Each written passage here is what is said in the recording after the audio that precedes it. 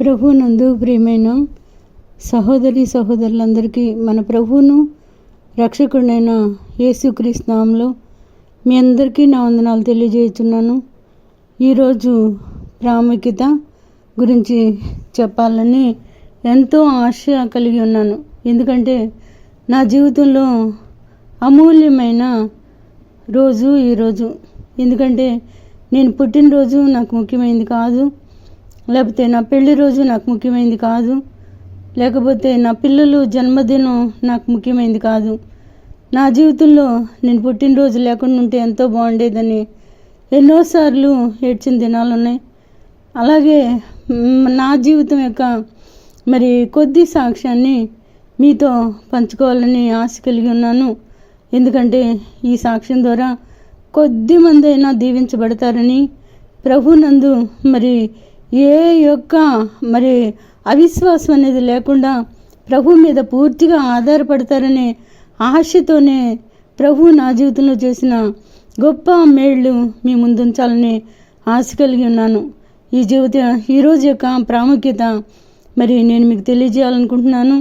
1985 సంవత్సరం ఫిబ్రవరి 28వ తారీఖున ప్రభువును రక్షకుడైన యేసుక్రీస్తుని నా సొంత రక్షకునిగా అంగీకరించి నేను నీటి ద్వారా బాప్తిసం తీసుకుని ప్రభువులో జన్మించిన రోజు ఈరోజే నా జీవితంలో లేకపోతే నా జీవితానికి అర్థం అనేది ఉండేది కాదు. ఎందుకంటే నేను ఒక నిరాశగానే ఈ లోకాన్ని విడిచి వెళ్ళిపోవాల్సిన దాన్ని. కానీ ప్రభువు నన్ను ఎన్నుకుని ఏర్పాటు చేసుకుని ఏ యోగ్యత, అర్హత, జ్ఞానం, మంచితనం లేని నన్ను ఆయన బిడ్డగా, ఆయన సొత్తుగా చేసుకుని నడిపించిన విధానాన్ని మీతో పంచుకోవాలని ఆశ కలిగి ఉన్నాను. ఇప్పటికీ నా ఆత్మీయ జీవితంలో 39 సంవత్సరాలు, అలాగే సేవా జీవితం 29 సంవత్సరాలు. నమ్మకంగా నడిపించిన ఆ ప్రభువుకి నా హృదయపూర్వక స్తుతులు చెల్లిస్తున్నాను. మేము 5 ఆడపిల్లలమైనప్పటికీ రెండో దానిగా నేను జన్మించాను. మా తల్లిదండ్రులకి చాలా అమాయకంగా, అపురూపంగా నన్ను పెంచటం, లోక జ్ఞానం తెలియకపోవడం, నేను అంతే అమాయకంగా జీవిస్తున్న దినాల్లో నాకు బ్రెయిన్ పెరాలసిస్ రావడం, దాని ద్వారా ప్రభువుని నేను తెలుసుకోవడం జరిగింది. అతి చిన్న వయసులోనే 14 సంవత్సరాలప్పుడే నేను రక్షించబడడం జరిగింది.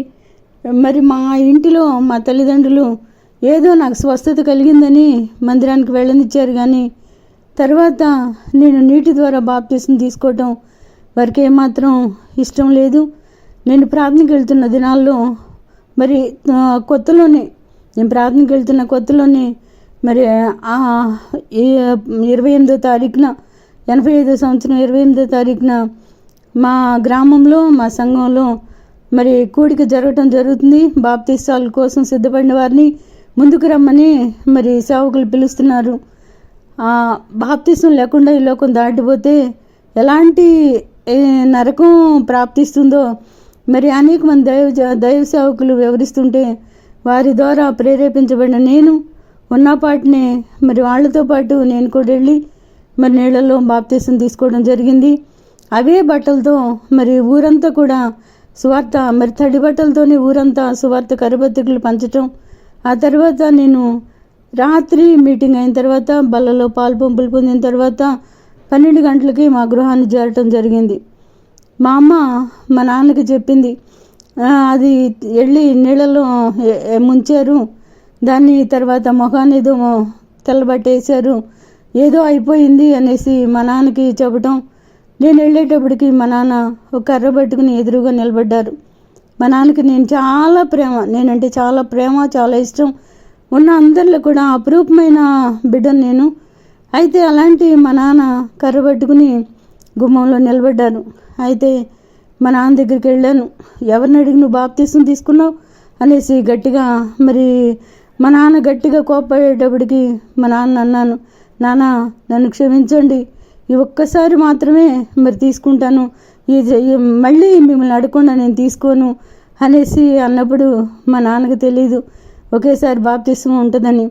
వెంటనే వెరీ గుడ్ అని ఇంట్లోకి వెళ్ళమన్నారు. అయితే మా అమ్మ అలాగే నోరు తెరుచుకుని చూస్తూ నా ఇంకా నిలబడిపోయింది. ఆ విధంగా మరి ఈరోజు మరి 39 సంవత్సరాల క్రితం 1985 ఫిబ్రవరి 28వ తారీఖున నేను బాప్తీసం తీసుకోవటం ద్వారా ప్రభు రాజ్యంలో మరి ఆయన గ్రంథంలో నా పేరు లిఖించబడటం, నేను ఆయన బిడ్డగా ఆయన సొత్తుగా మరి అవటం జరిగింది.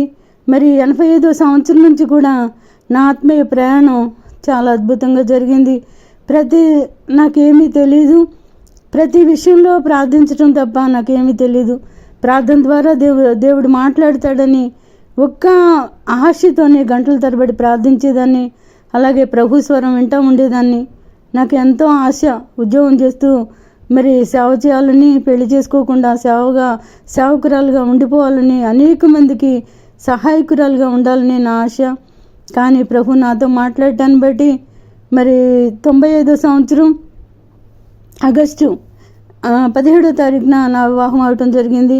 ఆ తర్వాత వివాహం అయిన తర్వాత మేము ఖమ్మం జిల్లా దమ్మపేట పరిచర్యకి వెళ్ళటం జరిగింది. మరి అక్కడ బిలీవర్ చర్చిలో ఒక మంచి సేవకులుగా మరి ఉండటం జరిగింది. నమ్మకంగా మరి అక్కడ 3 సంఘాలు కట్టడం, 200 మంది విశ్వాసులు దేవుడి కోసం సంపాదించడం జరిగింది. అంటే ఇవన్నీ కూడా మరి చాలా తేలిగ్గా జరిగినాయని నేను చెప్పను. మరి సేవకు వెళ్ళిన కొత్తలో 2 నెలలు ఆహారం లేక మరి ఉట్టి ఒక్కరు ₹2 మరి బైబిల్ కొత్తని న్యూ టెస్టిమెంట్ ₹2 అమ్ముకొస్తే అది ఆ ₹2తోనే ₹1 బొంబాయి రవ్వ, 3 నూనె తెచ్చుకుని జావలాగా కాసుకుని మరి తింటూ, ఆ విధంగా కొన్ని రోజులు సీతాఫలకాయలు కోసుకొచ్చుకుని అవి మగ్గబెట్టుకుని తింటూ, ఆ విధంగా 2 నెలల వరకు ఆహారం అంటే తెలియని పరిస్థితి. ఎందుకంటే మా అమ్మ వాళ్ళకి సేవకుని చేయటం ఇష్టం లేదు. మా అత్తగారు వాళ్ళ పరిస్థితి అంతంత మాత్రమే. కనుక అమ్మ వాళ్ళు ఉన్నా కూడా ఇవ్వకుండానే మరి మీ దేవుడు గొప్పవాడు కదా, మరి ఆయన చూసుకుంటాడు పో అని పంపించారు. అదే పరిస్థితిలో మరి రిక్త హస్తాలతోనే సేవకు వెళ్ళాం.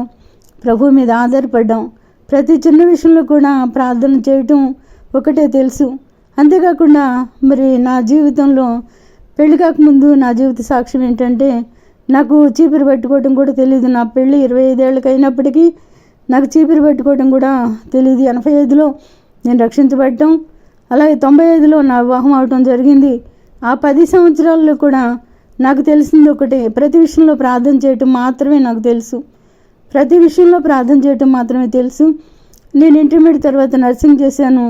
అయితే నర్సింగ్లో కూడా నేను అందరూ డ్యూటీలో ఉంటే, అందరూ అన్ని వార్డుల్లో చేస్తుంటే నేను రోగుల దగ్గరికి వెళ్ళి ప్రార్థన చేయటం, వాళ్ళు స్వస్థత పడటం, వాళ్ళని మళ్ళీ చర్చికి తీసుకురావడం, సాక్ష్యాలు చెప్పేయటం, ఇదే నా డ్యూటీ అనమాట. దాని ద్వారా మరి ఒక డాక్టర్ గారు రక్షించబడటం, తర్వాత మరి ఆయన ద్వారా ఆయన బెంగళూరు వెళ్ళిపోవటం, బెంగళూరులో ఆయన ద్వారా 4 డాక్టర్లు రక్షించబడ్డం, మరి 4 డాక్టర్లు కలిసి బైబిల్ కాలేజ్ పెట్టడం, మరి ఆ బైబిల్ కాలేజీలో ఎంతోమంది సేవకులు బయటకు వెళ్ళడం జరిగింది. ఆ తర్వాత నాకు పెళ్ళైన తర్వాత మరి దమ్మపేట అనే పరిసర ప్రాంతాల్లో మరి ప్రభు వాడుకోవటం జరిగింది మమ్మల్ని. అక్కడ సంఘాలు స్థాపించబడటం, ఎంతో కష్టపడి సైకిల్ తొక్కి మరి ఒక 20 కిలోమీటర్లు 25 కిలోమీటర్లు సైకిల్ తొక్కి వెళ్ళేవాళ్ళం. మరి నైటు సైకిల్ తొక్కుంటూ రావడం, మరి ఆ విధంగా 3 సంఘాలు కట్టబడ్డం. ఆ తర్వాత మా జీవితంలో ప్రతిదీ కూడా మరి ప్రభు మీద ఆధారపడటం అనేది మరి మా జీవితంలో నేర్చుకున్న సత్యం.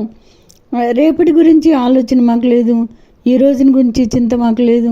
ఆ విధంగా జీవితం కొనసాగుతున్న దినాల్లో మరి 2 పిల్లలు పుట్టడం జరిగింది.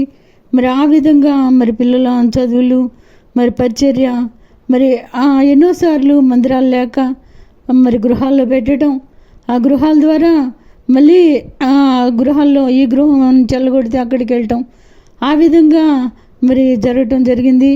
ఆ తర్వాత మరి దమ్మపేట అనే ప్రాంతంలో మరి ఒక చిన్న స్థలం మేము సొంతగా కొనుక్కోవటం జరిగింది. 3 కుంటల స్థలం, అంటే 7 సెంట్లు అక్కడ. ఆ 3 కుంటల స్థలంలో మరి సొంతగా మరి మందిరం మరి చిన్న తాటాకులతోనే, చిన్నగాని కాదు పెద్దగాని తాటాకులు కమ్మలు, అంటే తాటి కమ్మలతో దాదాపుగా 2000 ఆకులు పెట్టే ఆ మందిరానికి ఆ విధంగా ఒక పెద్ద మందిరం కట్టబడటం, మరి ఆ మందిరంలోనే మరి ప్రార్థన చేయటం, అక్కడ ఒక మంచి సంఘం ఏర్పడటం, అలాగే మందలపల్లి అనే ప్రాంతంలో ఒక మంచి సంఘం ఏర్పడటం, రంగవరగూడెం అనే ప్రాంతంలో సంఘం ఏర్పడింది.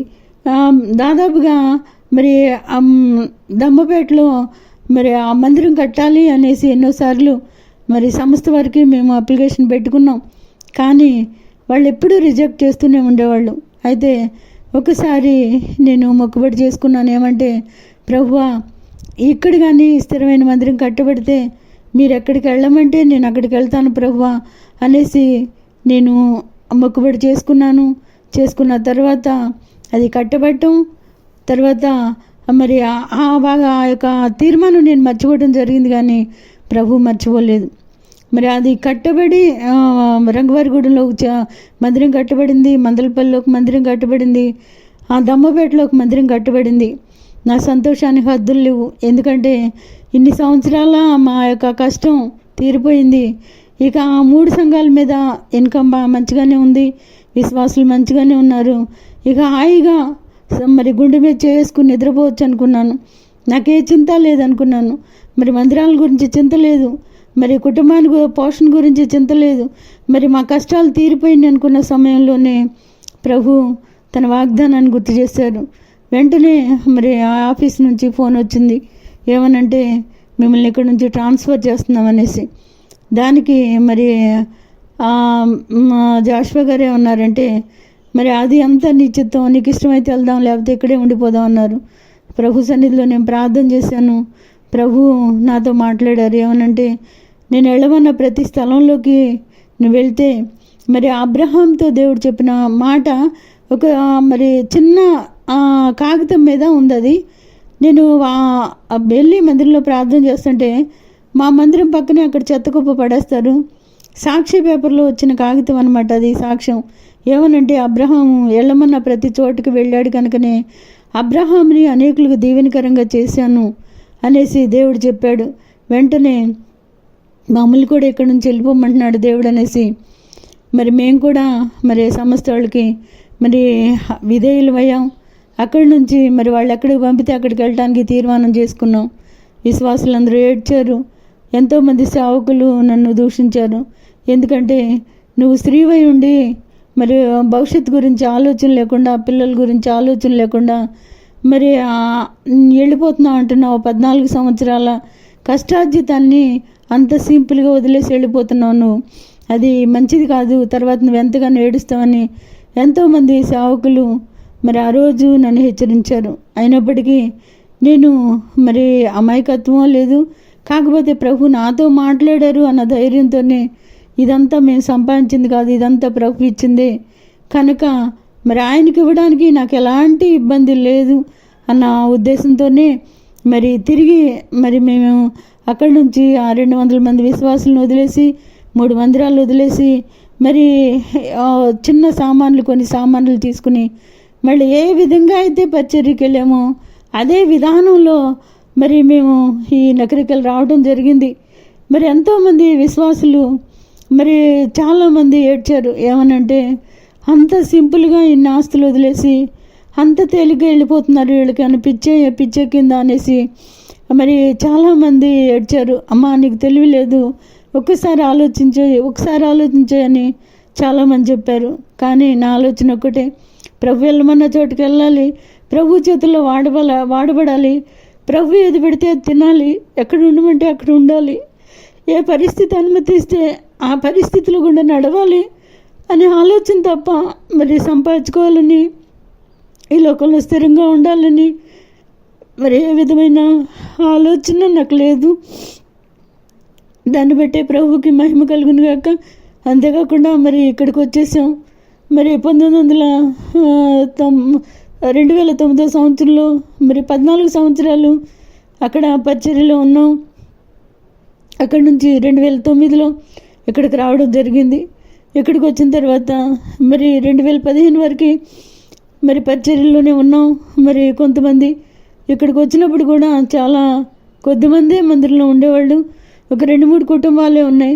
కానీ మరి వాళ్ళ ద్వారా కూడా మరి ఇక్కడికి వచ్చిన తర్వాత అనుకున్నాను నేను, పర్వాలేదు, మాకు ఇదివరకు 2 జిల్లాలకే మా ఆయన మరి ఒక అధికారిగా ఉన్నారు, ఇప్పుడు 9 జిల్లాలకి అధికారిగా ఉండారంటే మాకు ఇన్కమ్ మంచిగానే వస్తుంది, మా పరిస్థితులు బాగుంటాయి అనేసి అనుకున్నాను. కానీ మరి ఏ విషయంలో ఇన్కమ్ గురించి ఆశపడలేదు, ఏ విషయంలో సంపాదించుకోవాలని ఆశపడలేదు. ఆ వస్తున్న కొద్ది సపోర్ట్లోనే మరి పిల్లల్ని మంచిగా చదివించుకోవడానికి ప్రభు కృప చూపించారు. మరి ఈ రోజు వచ్చింది, ఈ రోజు చాలు, రేపటి గురించి మాకు అప్పుడు ఇప్పుడు ఎప్పుడు ఆలోచన లేదు. ఆ విధానంగానే మా జీవితాలు జరిగిపోయినాయి. అంతేకాకుండా ఒక స్త్రీగా మరి ఎంతో జ్ఞానం ఉండవలసిన నేను మరి స్త్రీగా నాకు ఏ జ్ఞానం లేదు. మరి ఎందుకంటే ప్రభువే ఆ పరిస్థితి నాకు అనుమతించారో తెలియదు. మరి నన్ను గారాభంగా పెంచడం వలన నాకు ఆ యొక్క వివేచన లేకుండా పోయిందో తెలీదు. కనుక మరి అందరికిలాగా ఇల్లు కట్టుకోవాలి, కొంత పిల్లలకు దాచుకోవాలి మరి అనే ఆశ నాకు ఎప్పుడు ఉండేది కాదు. ఏదన్నా ఆలోచన వస్తే మరి డబ్బు కావాలి అంటే ప్రభు ఉన్నారుగా, డబ్బుగా ఏదైనా అవసరం వస్తే మోకరించడం ఒక్కటే తెలుసు.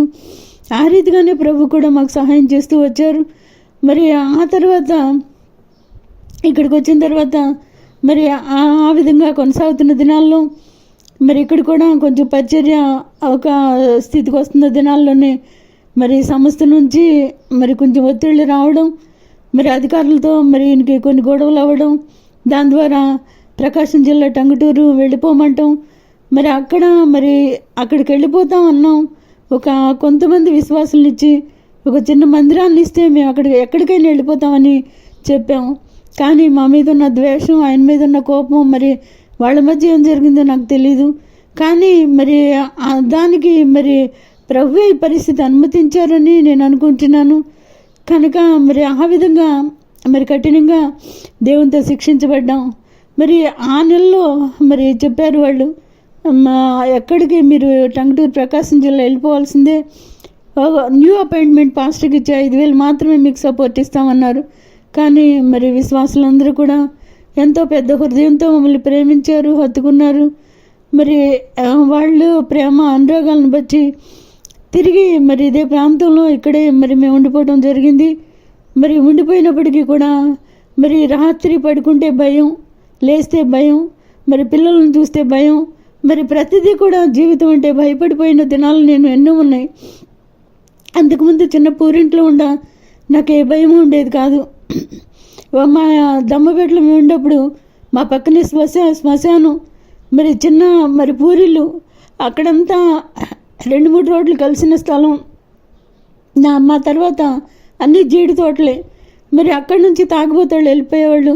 మరి ఒక్కొక్కసారి సేవకని వెళ్ళిపోయి దాదాపుగా మరి ఆ వారం అంతా వచ్చేవాళ్ళు కాదు. అయినప్పటికీ మరి పిల్లల్ని వేసుకుని నేను ఒక్కదాన్నే వయసులో ఉన్నప్పటికీ, మరి చిన్నపిల్లలతో ఉన్నప్పటికీ చుట్టూ ఏమీ ఉండేది కాదు.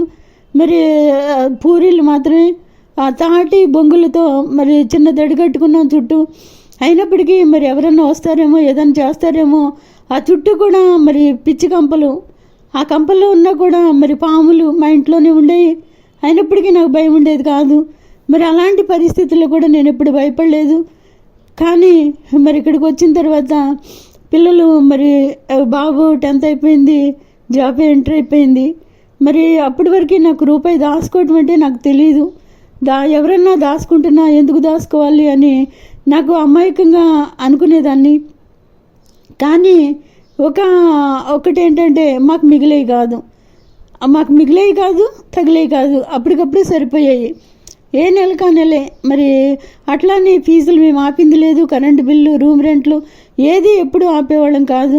అందరూ మమ్మల్ని అడిగేవాళ్ళు. కానీ మరి ఈ రోజు వరకు కూడా ప్రభు మహాకృపలో ఏ రోజు కూడా ఎవరికి చేసి ఆపలేదు. అలాగే మరి ఆ పిల్లలు క్వశ్చనార్థంగా ఉండారు. మరి ఆ తర్వాత చాలా ప్రయత్నం చేశారు. ఇక్కడున్న సంఘ పెద్దలకు అందరూ కూడా మమ్మల్ని సఖ్యతపరచాలని, మరి ఆ సేవకులు మరి ఆ యొక్క సంస్థతో మరి మా చేతులు కలపాలని చాలా ప్రయత్నం చేశారు. అయినప్పటికీ అదంతా మరి నిష్ప్రయోజనం అయిపోయింది. అయితే మరి కానీ మాకున్న అవసరాలు చాలా ఎక్కువ. జాబ్ ఎంటర్ అయిపోయింది, ఇమ్మీట్ అంతా అయిపోయింది, పిల్లల చదువు క్వశ్చనార్థకంగా అయిపోయింది. రూమ్ రెంట్ ప్రశ్నార్థకం, రేపటి గురించి ప్రశ్నార్థకం. నాకు విపరీతమైన భయం. మరి ఎక్కడికి వెళ్ళి కష్టపడలేము, భిక్షమెత్తలేము, ఎవరిని అడగలేము. అటు వాళ్ళ అమ్మగారి తరపు నుంచి కూడా, నా మా తరపు నుంచి కూడా ఏ విధమైన సపోర్ట్ కానీ, సహాయం కానీ, సహకారం కానీ ఎవరికి లేదు. కనుక ఏం చేయాలో అర్థం కాని పరిస్థితి. నాకు ఒకటే తెలుసు, మోకాళ్ళ మీద పడి ఆడవటం తప్ప ఏమీ తెలీదు. అలాంటి పరిస్థితిలో దేవుడు మరి ఒకానొక రోజు జాపి అడిగింది, అమ్మ మీరు సేవ అని మా జీవితాలు పాడు చేశారు, మరి ఇప్పుడు మమ్మల్ని ఎట్టా చదివిస్తారు మీరు అనేసి అడిగితే నా గుండె పగిలిపోయింది. ఒక తల్లిగా మరి వాళ్ళకేమీ నేను చెప్పలేని పరిస్థితిలో నేను ఉండిపోయాను. అలాంటి టైంలో మరి నేను చర్చిలోకి వెళ్ళిపోయాను. మరి ఆ రోజు నేను చనిపోవాలని తీర్మానం చేసుకున్నాను. ఇంట్లో బిళ్ళలు, మిగిలిపోయిన ట్యాబ్లెట్స్ అన్నీ తీసేసుకుని ఒక కవర్లో పోసుకుని నేను చర్చిలోకి వెళ్ళాను. ఉదయం 9 గంటలకు ప్రార్థనకి వెళ్ళి సాయంత్రం వరకు దేవుడు మాట్లాడిపోతే ఈ ట్యాబ్లెట్లన్నీ మింగి చచ్చిపోవాలని తీర్మానం చేసుకున్నాను. ఒక పెద్ద లెటర్ రాశాను, నా చావుకు కారణం బిలీవర్ చర్చి మరి బిషప్ మరి థామస్ అని రాసి లెటర్ పెట్టి, నా పిల్లలకి అన్యాయం చేయొద్దు, నా పిల్లలకి నాయన సహాయం చేయండి అనేసి ఒక లెటర్ రాసి మరి అక్కడ పులిపీఠం మీద పెట్టి నేను అక్కడే మందు తాగి చనిపోవాలనే ఆలోచనతో ఆ రోజంతా ఏడ్చాను, ప్రార్థన చేశాను. ఆరైపోయింది, కానీ ప్రభు మాట్లాడలేదు. నేను అనుకున్నాను, నేను చనిపోవటమే మంచిది, నేను నా పిల్లల మొహం చూడలేను, ఒక తల్లిగా నేను వాళ్ళకి ఏమి చేయలేకపోయాను అనేసి అనుకున్నాను. అదే టైంలో మరి ఆ జగ్గు ఎత్తిపెట్టుకుని తాగబోతున్న టైంలో మరి ప్రభు స్వరం వినపడుతుంది. ఏమనంటే, నేను చావను, సజీవుడిని, దేవుని కార్యాలు వివరిస్తానని నువ్వు చెప్పు అనేసి నా అంతరాత్మలోంచి ఒక స్వరం బలంగా నన్ను ప్రేరేపిస్తుంది. అయితే నేను వెంటనే ఆ జగ్గులో నా యొక్క ట్యాబ్లెట్స్ అన్ని బయటకు గిరాటేసేసి వెంటనే దేవుని సన్నిధిలో మోకరించి, ప్రభువా నేను చావను, సజీవురాలనై నీ కార్యాలు వివరిస్తాను అనేసి గట్టిగా మరి దేవుని సన్నిధిలో నేను తీర్మానం చేసుకుని ఇంటికి రావడం జరిగింది. మరి ఇంటికి రాగానే మరి మన మనుషులం కదా, మరి దేవదూతలం కాదు. లేకపోతే ఒకసారి దేవుడు మాట్లాడితే అదే పట్టుకుని వేళ మరి గట్టిగా తీర్మానం చేసుకోవడానికి నేనంత పెద్ద భక్తురాలని కూడా కాదు. నాకు ఒకటే తెలుసు, ప్రతిదానికి దేవుడి మీద ఆధారపడటమే తెలుసు. కనుక మళ్ళీ భయం. రేపు ఎట్లా పిల్లల్ని ఎట్లా చదివేయాలి, వాళ్ళ భవిష్యత్తు ఎట్లా అనే విషయంలోనే భయపడిపోతూ ఉన్నాను. తెల్లారి వంట చేస్తూ కూడా మళ్ళీ నాకు భయం, ప్రభువా నాకు భయం వేస్తుంది నాయన, భవిష్యత్తు అంటే భయం వేస్తుంది తండ్రి అనేసి అనుకుంటున్నాను. మరి విశ్వాసులు ఉంటే వాళ్ళు ఎప్పుడన్నా ఒకసారి సహాయం చేస్తారు, అస్తమానం అయితే వాళ్ళని అడగలేం కదా అనే ఉద్దేశంతో ప్రభువా ఎన్ని అవసరతలు, రూమ్ రెంటు, కరెంటు బిల్లు, పాల బిల్లు, పిల్లలు, మరి ముఖ్యంగా పిల్లల భవిష్యత్తు నాకు ఒక గొప్ప పెద్ద సమస్యగా అయిపోయింది. అలాంటి పరిస్థితిలో మరి మా ఇంట్లోనే ఒక స్వరం వినపడుతుంది, నేను నిన్ను నీ పిల్లల్ని పోషిస్తాను, భయపడుకొని నేను నిన్ను నీ పిల్లల్ని పోషిస్తానని. అయితే నేను ఒకవేళ అయ్యగారు ఏమన్నా బయట బెడ్రూమ్లో ఉండి మరి ఒకవేళ ఆయన బైబిల్ చదువుతున్నారేమో అనే ఉద్దేశంతో నేను వెళ్ళిపోయి ఆయన రూమ్లో చూసి ఆయన లేడు, బయటికి వెళ్ళిపోయాడు. కనుక మరి ఆ రోజు మళ్ళీ నేను కిచెన్లోకి వచ్చాను, మళ్ళీ అదే స్వరం వినపడింది. ఆ విధంగా ప్రభు ప్రతి విషయంలో నన్ను ధైర్యపరుస్తూ వచ్చారు. అంతేకాదు, కుటుంబ విషయంలో కూడా ఎన్నో సమస్యలు వచ్చినాయి, ఎన్నో గొడవలు. ఈరోజు వరకు మేము కలిసి ఉన్నామంటే అది కేవలం దేవుని కృపే. ఈరోజు వరకు సజీవులుగా ఉన్నామంటే కూడా దేవుని కృపే. మరి సైతానుడు ఎంతగా విజృంభించాడంటే మరి చివరికి మరి అన్ని ద్వారాలు మూసుకుపోయినాయి, ఏ ద్వారం లేని పరిస్థితిలో. ఏదో ఆ చర్చిలో ఉన్నాం, మరి అట్లా వెళ్ళిపోతున్న దినాల్లో మరి సంస్థ నుంచి ఒత్తిళ్ళు వచ్చినాయి, చర్చిలోంచి కూడా వెళ్ళిపోవాలని. అయితే మరి విశ్వాసులు ఎంతగానో ప్రయత్నం చేశారు, చర్చి అన్న మిగిలితే బాగుంటుంది అయ్యగారు వాళ్ళకని. కానీ చర్చిలోంచి కూడా వెళ్ళగొట్టబడ్డాం. మరి పోలీసు ఖైదీలు వారి గృహంలో 6 నెలలు మరి మరి మందిరం పెట్టుకోవడానికి అవకాశం ఇచ్చారు వాళ్ళు. ఆ తర్వాత కొద్ది డబ్బులు పోగు చేసి అక్కడ మంగళ కాలనీలో ఒక స్థలం కొని అక్కడ మందిరం వేసుకుందాం అనే టైంలో అది కబ్జా చేయబడటం జరిగింది. అక్కడి నుంచి 6 నెలల తర్వాత వాళ్ళు కూడా ఖాళీ చేయమంటం జరిగింది. ఆ తర్వాత ఎటేళ్లలో తెలియని పరిస్థితి. తర్వాత ప్రార్థించిన మేరకు మరి యాదయ్య గారి ఇంటి పక్కన మరి గోరింకలపల్లి సహోదరులు ఆ స్థలం ఖాళీగా ఉంది, మేము ఒక సంవత్సరం వరకు ఈ మందిరం కట్టుకుంటామంటే సరే అన్నారు.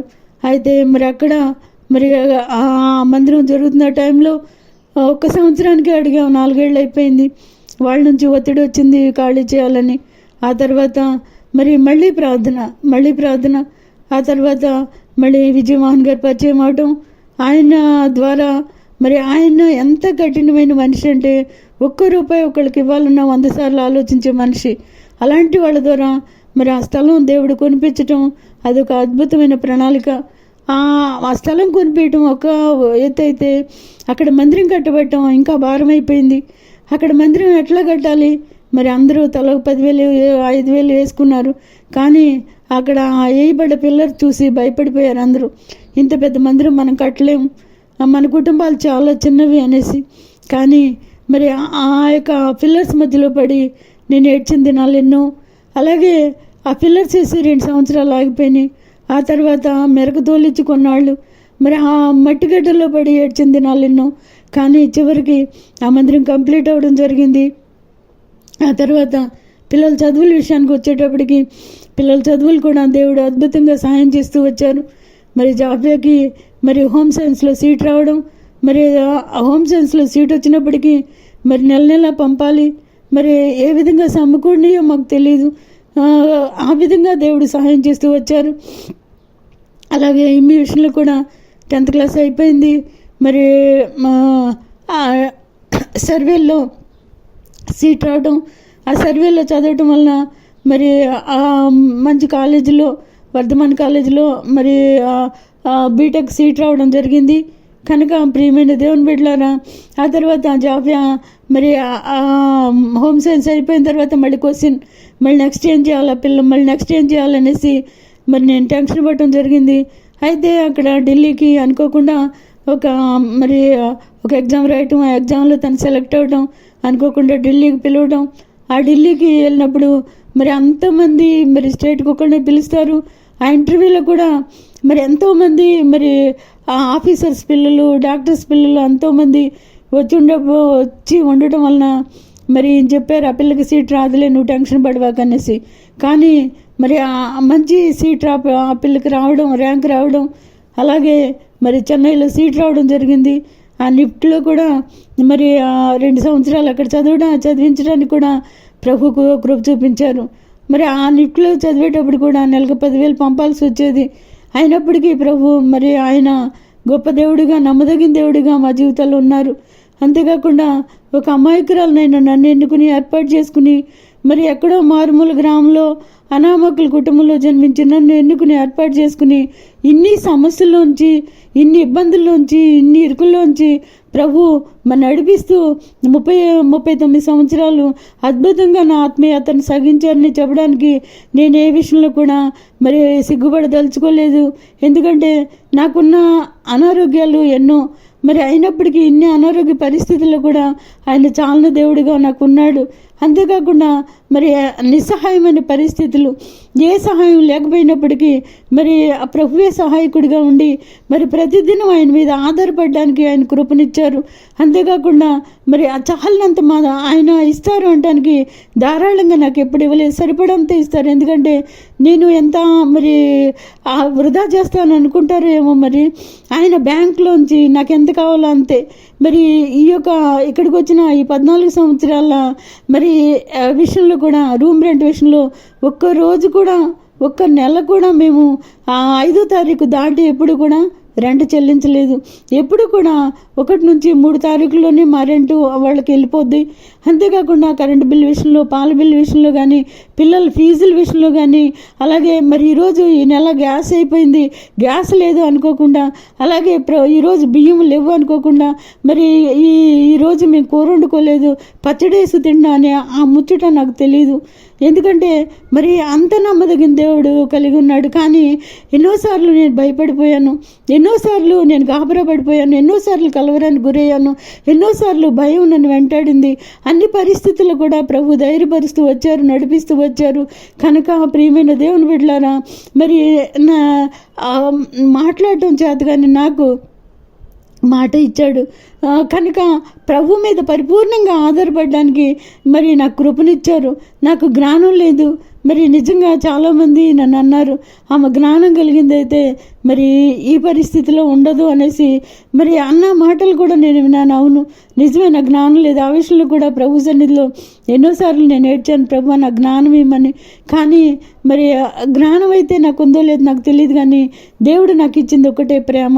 ఎందుకంటే నేను ప్రేమ గల దేవుడు నాకు ప్రేమ ఇచ్చాడని చెప్పడానికి నేను ఏ విషయంలో కూడా సిగ్గుపడను, భయపడను. ఎందుకంటే నాకు ఎవరి మీద ఎప్పుడు కూడా మరి కక్ష ద్వేషం అనేది నాకు ఉండదు. ఎందుకంటే అప్పుడప్పుడు కోప్పడి మరి వాళ్ళని గద్దించి వెంటనే మర్చిపోతాను. మరి తిరిగి వాళ్ళు మాట్లాడేదాకా నా మనసు అంతా కూడా వాళ్ళ వైపే ఉంటుంది.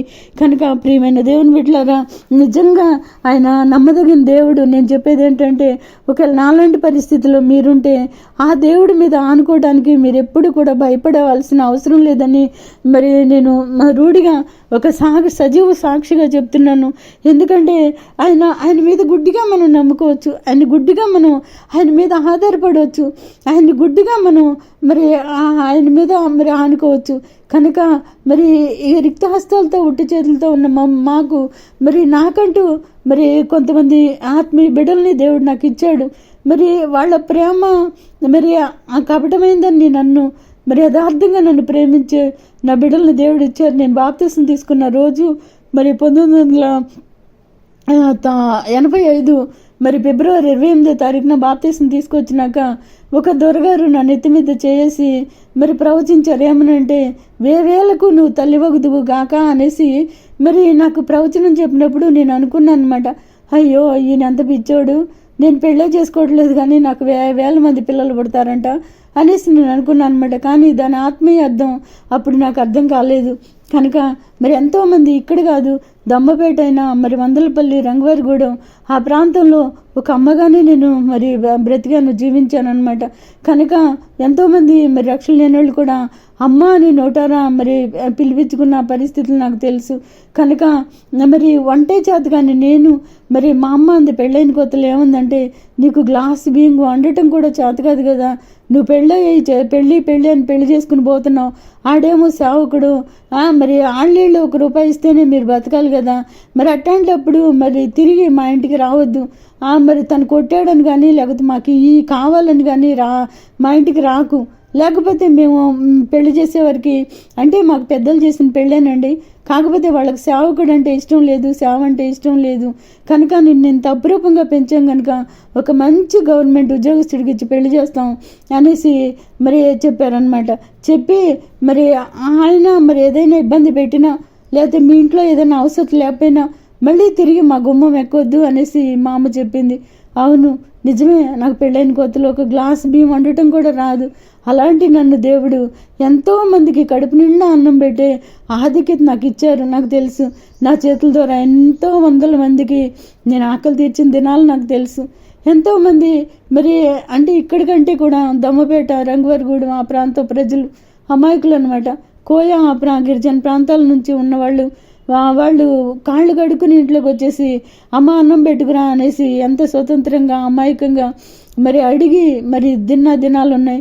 ఇప్పుడు కూడా నేను గుర్తొస్తే వాళ్ళకి గుర్తొచ్చేది ఒకటే, అమ్మ చేత్తో అన్నం తినాలి అనే ఒక్క ఆలోచన వస్తుంది. ప్రియమైన దేవుని బిడ్డలారా, ఏమీరా నాకు ఆయన నేర్పించారు. మరి ఎన్నో విషయాల్లో నిజంగా నాకు తెలివి లేదనమాట. వంట విషయంలో కూడా నాకు ఎవరు నేర్పలేదు. మరి అక్కడ నిలబడి నేను ప్రార్థన చేసుకునేదాన్ని, మరి ప్రభువా ఏది ఎంత వేయాలి ఎట్లా వండాలో అనేసి. ఇప్పుడంటే యూట్యూబ్లో వచ్చినాయి, కానీ అంతకుముందు నాకు తెలియదు. మరి ఈ సెల్ కూడా 1 సంవత్సరం నుంచి నేను వాడుతున్నాను, అంతకుముందు సెల్ వాడటం నాకు తెలియదు. అయినప్పటికీ మరి ఏదైనా కొత్త వంట చేయాలన్నా కూడా మరి ప్రార్థించడం, మరి ప్రభు మీద ఆధారపడటం. మరి బియ్యం వేసేటప్పుడు కూడా నేను ప్రార్థన చేస్తాను, ప్రభువా మరి ఈరోజు ఎన్ని బియ్యం వేయాలి ప్రభు అంటే, అన్ని బియ్యం వేస్తే నాకు తెలియకుండా నేను ఇంటికి ఆ రోజు మరి వ్యక్తుల్ని నడిపించిన దినాలు నేను చూశాను అనమాట. కనుక ప్రియమైన దేవుని బిడ్డలారా, ఒక మరి తల్లిగా మరి ఒక మరి ఆత్మీయ మరి తల్లిగా నేను చెప్పేది ఏంటంటే, ప్రతి విషయంలో ప్రభు మీద ఆధారపడండి. మరి నేను కూడా ఎన్నోసార్లు నిరాశకు గురైపోయాను. నిస్పృహకు గురైపోయాను. కానీ మన దేవుడు బలపరిచే దేవుడు. అంటే నేనేదో గొప్ప విశ్వాస వీర్రాలను నేను చెప్పటం లేదు, కానీ దినదినము పసిపిల్లలు ఆనుకున్నట్లుగా ఆయన మీద ఆనుకుంటే ఆయన తప్పకుండా మన అవసరాలు తీర్చే దేవుడు, అక్కర్లు తీర్చే దేవుడు. కనుక మరి నాకు ఏది కావాలో ఆయనకు తెలుసు. మరి నేను రక్షించబడిన కొత్తలో నాకు ఒక వాగ్దానం వచ్చింది, ఏమనంటే నేను నడుచు మార్గము ఆయనకు తెలియను అనేసి.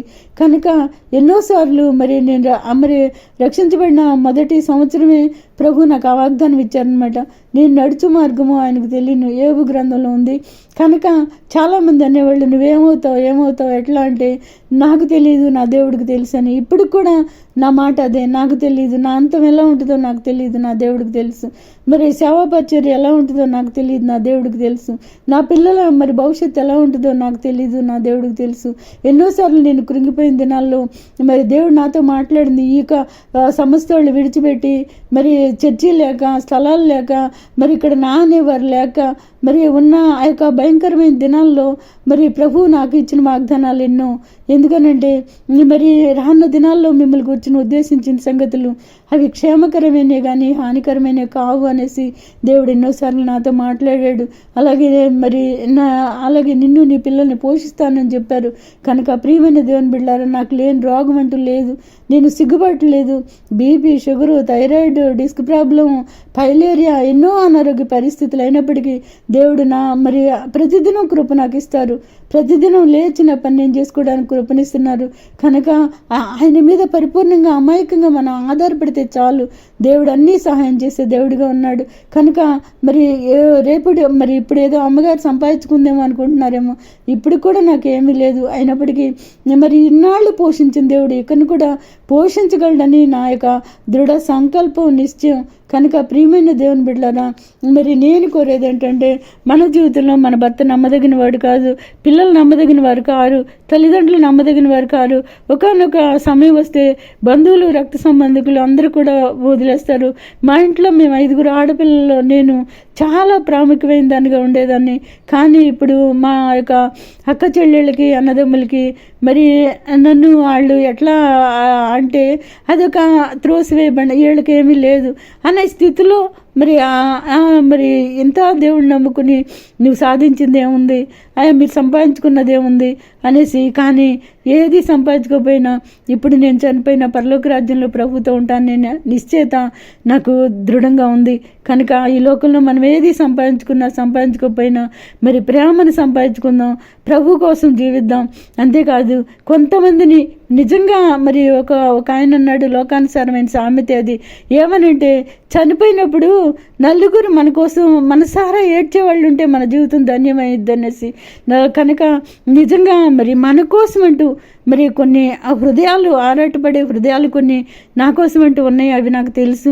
కనుక ప్రియమైన దేవుని బిడ్డలారా, కనుక మరి నా యొక్క ఈ 39వ మరి ప్రభులో జన్మదిన సందర్భంగా నేను మిమ్మల్ని కోరుకునేది ఏంటంటే మరి నా యొక్క మరి ఈ యొక్క ఆత్మీయ యాత్రలో మరి ఇప్పటి వరకు నేను ప్రభు మీద ఆధారపడిన దానికంటే ఇంకా ప్రభుకు సమీపంగా ఉండి ఇంకా ప్రభులో మరి లోతుగా మరి జీవించి ఈ చివరి దినాల్లో ఇంకెన్నాళ్ళు నేను ఉంటానో నాకు తెలియదు. ఎందుకంటే 70, 80, 90 ఏళ్ళు బ్రతకాలని నాకు ఆశ లేదు. నాకున్న ఒకే ఒక ఆశ, ఇన్ని రోగాలు కలిగి ఉన్న నేను ఎవరితో చేపించుకోకుండా నేను అందరికీ చేసి పెడుతూ మరి అనేకుల్ని ప్రభులోకి నడిపిస్తూ ఈ లోకాన్ని దాటిపోవాలి, నా ప్రభుతో ఉండాలనే ఆశ నన్ను ప్రతిదినం బ్రతికిస్తూ ఉంటుంది. కనుక ప్రియమైన దేవుని బిడ్డలారా, మరి ఈ నా యొక్క 39వ ఈ ఆత్మీయ జన్మదినం సందర్భంగా నేను కోరుకునేది ఒకటే, ఈ లోకం మన ఎవరికీ శాశ్వతం కాదు.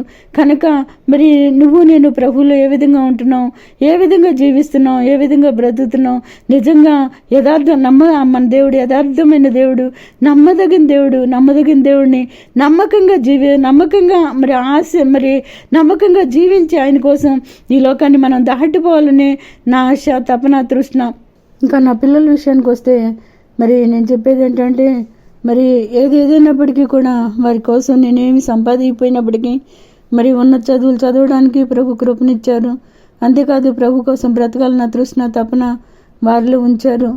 కనుక వారి భవిష్యత్తులు కూడా దేవుడు గొప్పగా దీవించగలడని నేను ఆశపడుతున్నాను. కనుక మరి ఒక ఆత్మీయ తల్లిగా మరి నాకు మంచి ఆరోగ్యం దేవుడు ఇవ్వాలని, ఈ చివరి దినాలు ఇంకా నేను ఇష్టంగా దేవుని కోసం బ్రతకాలని మీరందరూ నా కోసం మరి ఒక్క నిమిషం ప్రార్థన చేయాలని ఆశిస్తూ ఈ కొద్ది సాక్ష్యాన్ని మరి ప్రభునామంలో మరి ప్రార్థన అంగీకరించమని యేసయ్య అతి పరిశుద్ధ నామమున అడిగి వేడుకొంచున్నాను తండ్రి.